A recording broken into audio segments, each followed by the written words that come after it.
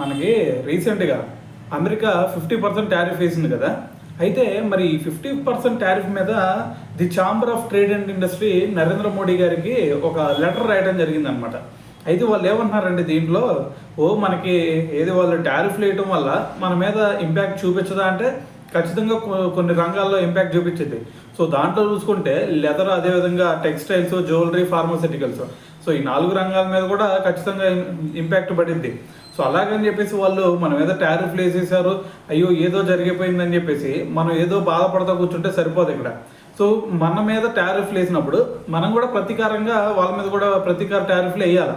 So దాంతోపాటు ఇంకోటి ఏంది, మరి వాళ్ళు ఈ విధంగా టారిఫ్లు వేస్తున్నారని చెప్పేసి అయ్యా తప్పు అయిపోయింది అని చెప్పేసి వాళ్ళ వాళ్ళ వాళ్ళ ఒత్తిడికి తలగ్గాల్సిన అవసరం లేదు. సో మనం కూడా వాళ్ళ మీద టారిఫ్లు వేసేసి దాని తర్వాత మిగతా దేశాలు ఏవైతే మనకి అవైలబుల్గా ఉన్నాయో, యూకే, అదేవిధంగా మలేషియా, జర్మనీ, సింగపూర్, సో ఇటువంటి దేశాలు ఉన్నాయి కదా.